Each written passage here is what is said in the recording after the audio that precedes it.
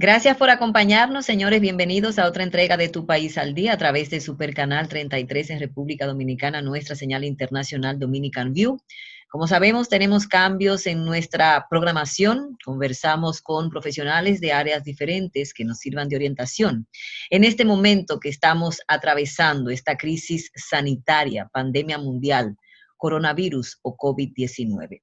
En este sentido, nos honra mucho y nos complace tener con nosotros a Carolina Ramírez, además de su condición de especialista en seguridad, una gran colaboradora de nuestros espacios en Supercanal 33 y por eso nos acompaña en esta entrega de Tu País al Día para hablar un poco de seguridad y de manera puntual de lo que es el toque de queda que se está desarrollando en nuestro país. Carolina, bienvenida y gracias por acompañarnos en Tu País al Día. Gracias Laura por invitarme. Tú sabes que para mí es un placer colaborar siempre con Supercanal. Así es, y nosotros te agradecemos. En este sentido, nosotros quisiéramos aprovechar tu presencia porque tú manejas muy bien estos temas de seguridad ciudadana y en este momento muy oportuno que estamos atravesando por lo que es este toque de queda, a través de estas medidas preventivas para tratar de alguna manera de disminuir el contagio de lo que es el coronavirus. Yo quisiera que tú nos definas qué realmente es un toque de queda. Te hago esta pregunta, porque a veces creemos que toque de queda es simplemente que desde la hora que inicia hasta la hora que termina, usted puede salir y hacer todo y a esa hora usted debe volver a su casa, pero eso no es un toque de queda. Entonces yo quiero que tú nos orientes para que la gente entienda qué es un toque de queda realmente.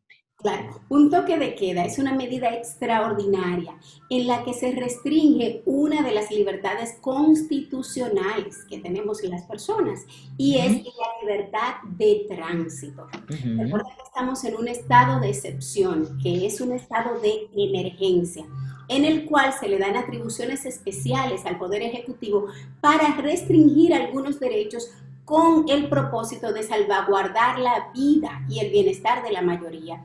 Y esa es la razón por la que, cumpliendo ese mandato constitucional, el Poder Ejecutivo estableció desde casi mediados, bueno, desde finales de marzo, Ujú. el toque de queda. Tú sabes que en principio era de 8 de la noche a 6 de la mañana. Durante ese tiempo estaba restringido el tránsito para todas las personas, salvo 5 excepciones, que en ese momento en particular era todo el personal que tiene que ver con la seguridad pública, ya sea Policía Nacional y los cuerpos de seguridad, tanto Ejército, Fuerza Aérea, Armada y los demás cuerpos especializados que están apoyando a la Policía Nacional en las labores de orden público. Todo el personal sanitario, todo el personal de apoyo a la estructura comercial y a la cadena alimenticia de la República Dominicana, más las personas que regresaban de su trabajo, ya sea porque trabajaban en puntos claves o en áreas de seguridad privada. Esos son los que en principio solamente tenían permiso para poder salir en ese horario. Las personas, como tú dices, o sea, cogieron eso como que de relajo y hubo entonces que restringir las medidas y entonces se puso a partir de las 5 de la tarde. Como tú recuerdas, Laura, los primeros días se detuvieron 2.800, 2.700 personas, que a veces el problema era dónde los íbamos a colocar, porque nuestros destacamentos no tienen capacidad para manejar 500 personas al mismo tiempo, por ejemplo, como pasó en algunas regionales. Entonces, se han ido recrudeciendo las medidas. A partir del día 1 de abril, entonces el Ministerio Público emite una resolución donde se autoriza a los fiscales a ya dejar un registro en el historial delictivo, en el historial criminal de las personas, porque había gente que lo estaba tomando como que de relajo. Bueno, en el día entero estoy en un espacio de distanciamiento social, déjame salir en la calle, en la noche, me agarran y nada, manejo hasta las 6 de la mañana y luego para mi casa. Entonces las personas no tomaron el nivel de conciencia.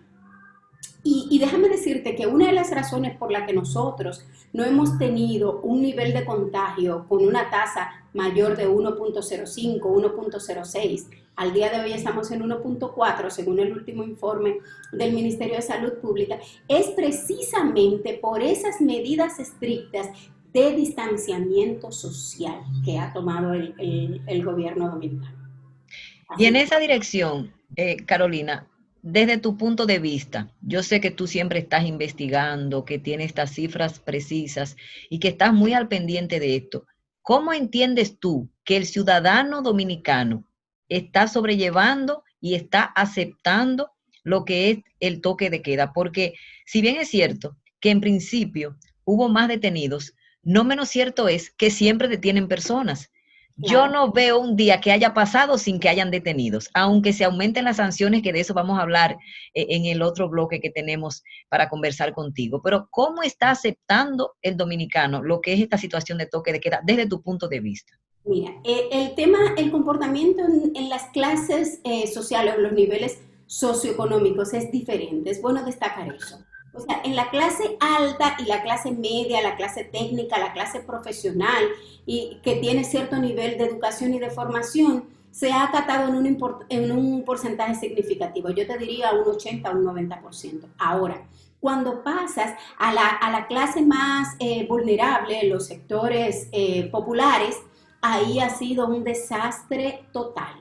De hecho, en el último reporte teníamos unos 6.000 más o menos contagiados, 6.000 y algo, y resulta que al día de hoy hay 51.577 personas que han sido detenidas en toque de queda, o sea, un chin más, y tú tienes, por cada persona contagiada, tú tienes 10 personas que han tenido que ser detenidas y que el gobierno dominicano, ¿tú sabes lo que significa, Laura?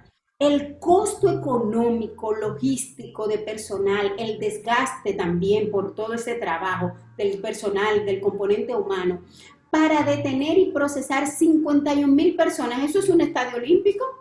Así mismo, son mucha gente, porque la gente no acata la medida.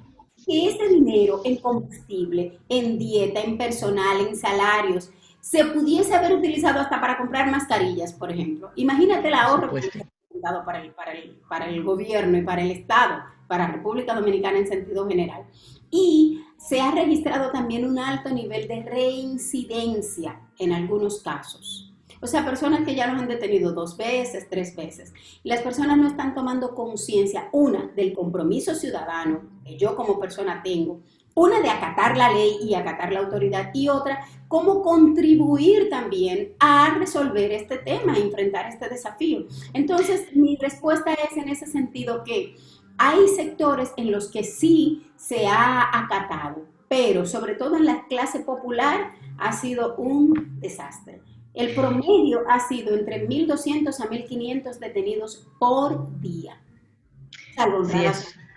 es una cifra muy alta, y no solamente que es muy alta, sino que es preocupante, porque seguimos en un estado de emergencia y se hizo esta solicitud, pues a través del presidente de la República. Se autorizaron solamente 17 días de los que ellos pedían hasta el final de mes. Sin embargo, quizás, que era lo que conversábamos hace un momentito, la situación de qué me va a pasar a mí si yo salgo fuera de la hora del toque de queda, o sea, lo que son las sanciones y cómo eso va a repercutir, puede ser que ahí, no sé, tú como experta me dirás, haya que apretar un poquito más. Pero vámonos a la pausa para que al regreso tú nos hables de esas sanciones y sobre todo de cómo les repercute al individuo que es apresado en lo que es este sistema que tenemos nosotros en este momento del toque de queda a partir de la hora que lo establece el gobierno, que es las 5 de la tarde y hasta las 6 de la mañana. Estamos conversando con Carolina Ramírez, esto es Tu País al Día, regresamos con más en breve.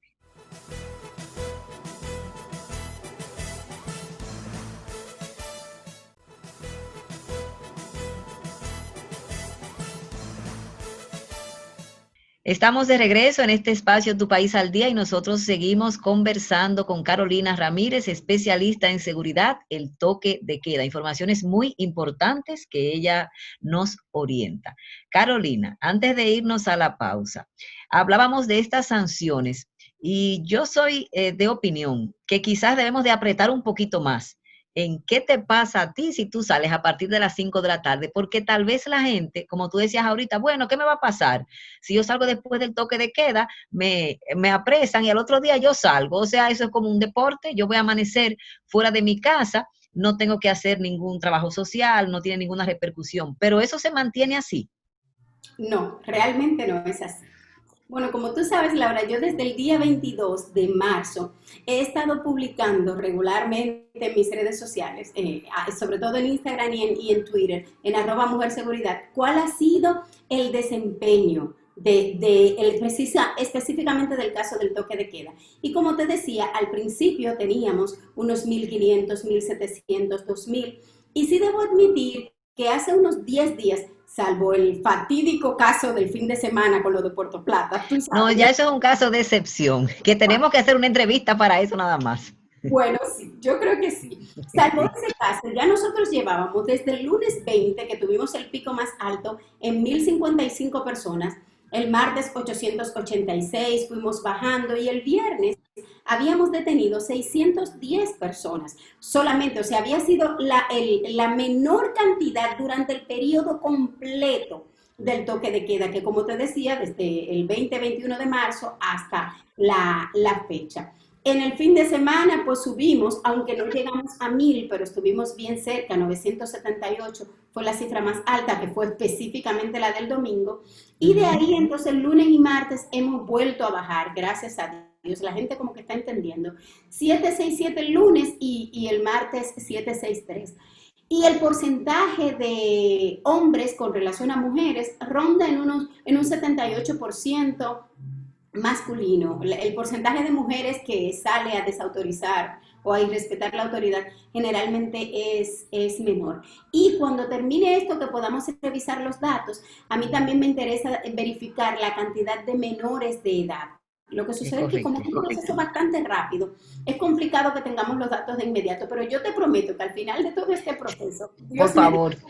Yo entonces te voy a presentar un análisis de los menores de edad, de los adultos y en las mujeres y los hombres. Hay un punto importante que no se le ha prestado mucha atención, y es el tema de las personas que son detenidas en vehículos y en motocicletas. ¿Tú sabías que ahora mismo en el canódromo y en los depósitos de la DGC actualmente tenemos 22.613 motocicletas detenidas y Wow. 2.220 vehículos que han sido retenidos a sus conductores en horario de toque de queda, y que no les Ok. serán devueltos hasta que no pase el periodo de emergencia total? O sea que si a mí me detienen, perdóname Carolina, que ese dato yo no lo sabía y me imagino que muchas personas que nos están viendo tampoco lo saben.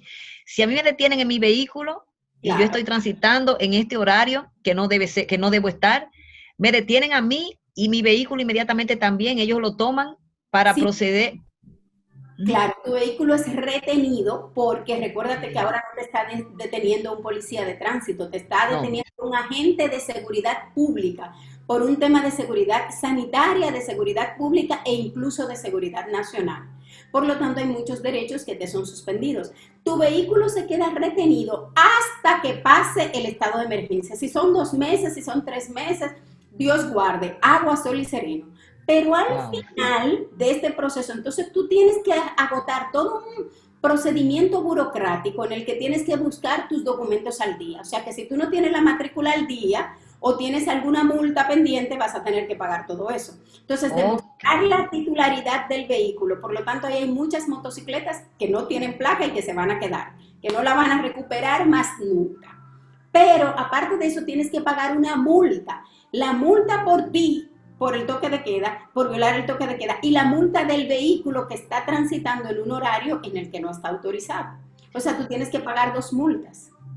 Carolina, antes de que tú nos hagas de manera detallada esa explicación de lo que va a repercutir al ciudadano que lo han detenido, producción no quiere que yo te deje ir sin que tú nos digas qué opinión te merece la situación de Puerto Plata, aunque sea brevemente, para nosotros escuchar tu opinión que nos interesa y luego entonces que tú nos digas qué le sucede a ese ciudadano cuando lo apresan dentro de lo que es el horario del toque de queda. Cuéntanos de Puerto Plata, tu opinión, El por caso favor. de Puerto Plata tiene una combinación de dos cosas.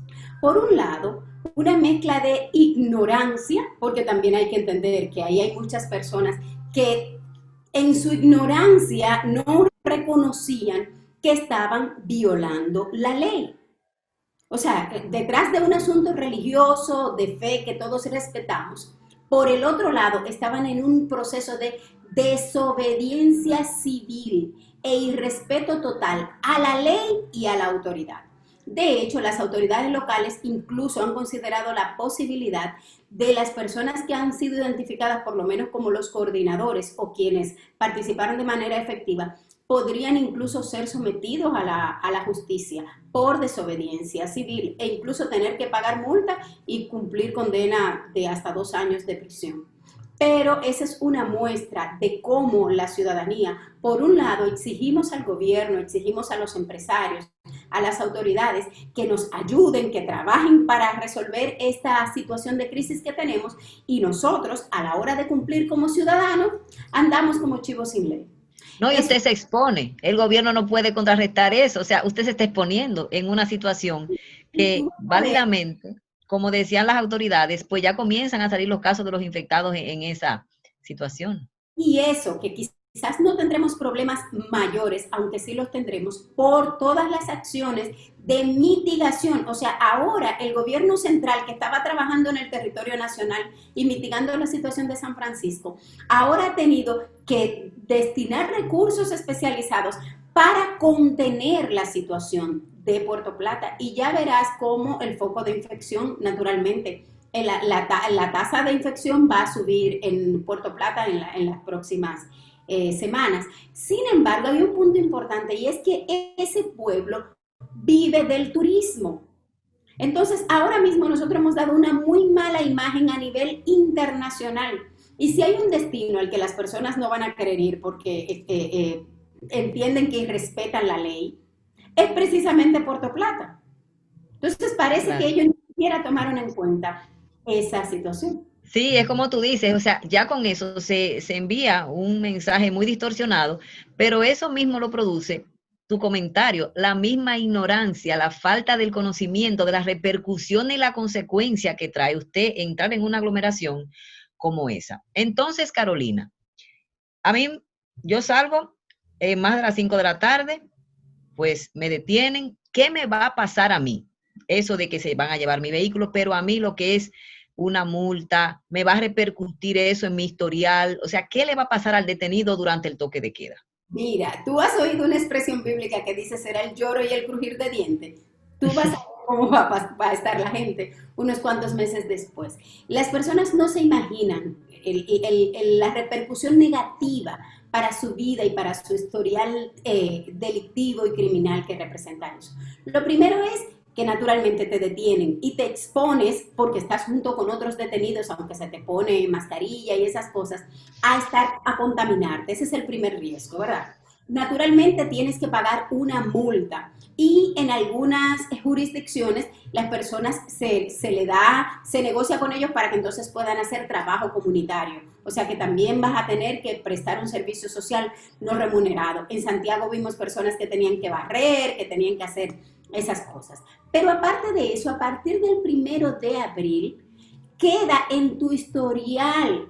¿Tú te acuerdas cuando uno va a buscar el certificado de no antecedentes judiciales? Así mismo, así mismo. Que en este país tú lo necesitas para todo. Para renovar la licencia, para que te vayan a dar un empleo, para renovar la licencia del arma, para sacar un pasaporte, pero incluso para conseguir un empleo.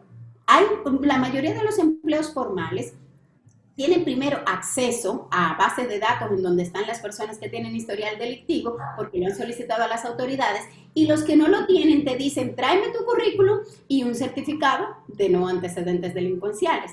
Pero otra cosa, cuando usted vaya a solicitar una visa para Estados Unidos o para Europa, recuérdese que especialmente esas dos áreas, aunque otros países también lo hacen, revisan el historial delictivo de las personas. Entonces, si usted está en un proceso de que un familiar lo pidió para una residencia, o si usted va a solicitar visa, o si va a renovar su visa, podría correr el riesgo de que le sea negada por eso, porque le va a aparecer en su expediente, no que usted fue detenido en una redada, le podría aparecer en su expediente una ficha de desobediencia civil. Y yo creo que, bueno, yo fuera parte de los tomadores de decisión en ese sentido e hiciera publicidad con esa parte, porque es que la gente no tiene conciencia de que cuando vaya a buscar... La gente no sabe eso.